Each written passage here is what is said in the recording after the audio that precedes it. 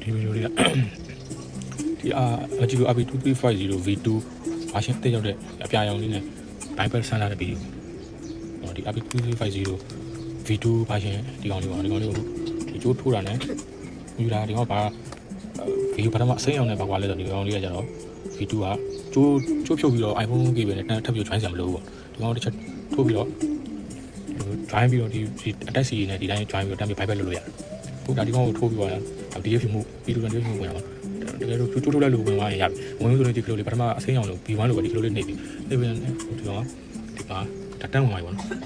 PWD မဟုတ်ဘူး PWD မဟုတ်ဘူးဝင်သွားပြီ Bible တန်းလို့ရပြီဒါကတော့ပထမ joiner နဲ့ signer တဲ့ software နဲ့တန်းလို့ပါမယ်သူ plus code Bible လုပ်ပြီးလာလို့ restore လုပ်ပြမှာနော်သူကဒီမှာဒီကောင် join ရအောင်မယ်ဖြုတ်စရာမလိုတော့ iPhone key ပဲနဲ့ပြန် join စရာမလိုတော့ဘူးဒီတစ်ခါတည်းဝင်ပြီးသွားတာနဲ့ဒီမီလမီနဲ့ဒီကောင်ထိုးပြီးတော့ Bible တန်းလို့ရတယ်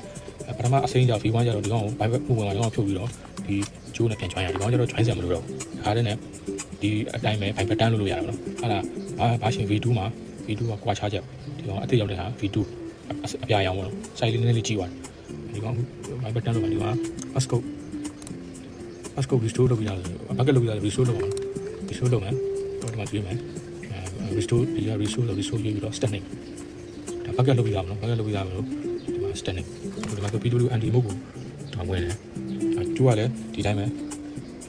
ဒီဟာနဲ့တန်းပြီးတော့ Bible လုပ်လို့ရတယ်ဟိုကျိုးတစ်ချက်ပြောင်းရမလို့ဒီမှာ standing ရမယ်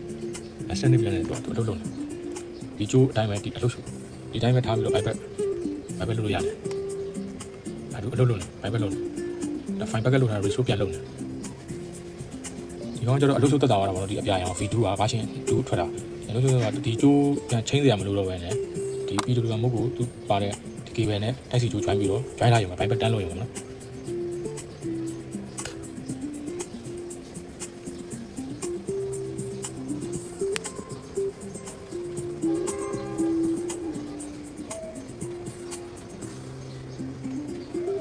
ကျိုးတစ်ဆင့်ချင်းစရာမလိုတော့တဲ့ကြောင့်မို့သူဒီဟာနဲ့ပဲတစ်ခါလဲပြီးသွားပြီပေါ့ဒါလေးထိုးထားလိုက်ရုံပဲဒီ Purpose Control ဆိုလို့ရှိရင်လည်းသူ့ software နဲ့ Purpose Control ဆိုလို့ရှိရင်သူ့ software နဲ့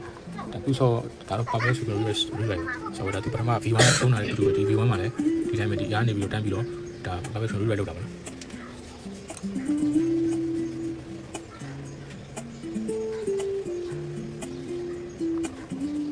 ်ဒါတော့ Bible တော့ချိုးထိုးရမယ်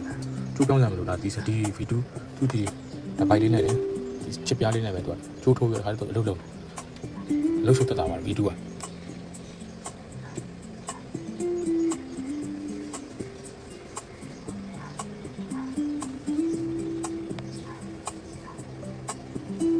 ဒါဆိုပြီးပါပြီနော်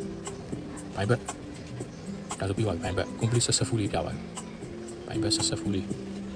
အဲ့ဒါဆိုတော့ဒီခါလေးတော့ Bible လုပ်အခုပြန်တက်လာပြီအဲ့ဒါလည်း Bible ဖြော်ရအောင်ဒါ Bible ဖြော်ဒါကြည့်ပါကျိုးကလည်းဒီတိုင်းပဲတက်ထားရုံပဲဒီကျိုးလည်း join ရမလို့တော့ဘူးဒီကောင်အလုပ်လုပ်တက်တာပါနော်ဒီကောင် version B2 အနေနဲ့ဗမကြီးကို RB2350 V2 ပထမအစိမ်းအောင်လေး V1 ဒီကောင်ရဲ့အားသာချက်ကကျတော့ကျိုးချင်းစရာမလိုတော့ဘူးဒီတိုက်စီနဲ့ join ပြီးတော့တစ်ခါလဲ Bible လုပ်နေဒါပဲထိုးလာရုံပဲဒီမှာ